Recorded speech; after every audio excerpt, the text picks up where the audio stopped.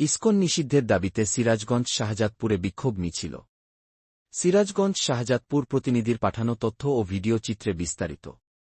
চট্টগ্রামে মসজিদ ভাঙচুর, আইনজীবী সাইফুল ইসলাম আলিফ হত্যা ও ইসকন নিষিদ্ধের দাবিতে সিরাজগঞ্জের শাহজাদপুরে বিক্ষোভ মিছিল অনুষ্ঠিত হয়েছে।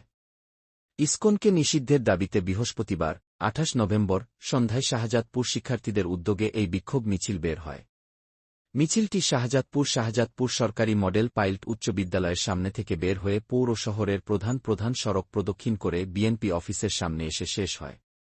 এ সময় বক্তারা চট্টগ্রামের ঘটনায় জড়িত চিন্ময় কৃষ্ণ দাসের অনুসারীদের গ্রেপ্তার ও আন্তর্জাতিক কৃষ্ণ ভাবনামিত সংগঠনকে ইসকন বাংলাদেশ থেকে নিষিদ্ধ করার দাবি জানান এবং আইনজীবী হত্যাকাণ্ডের তীব্র প্রতিবাদ জানিয়ে আইনি ব্যবস্থা নেওয়ার জন্য প্রশাসনের প্রতি আহ্বান জানান।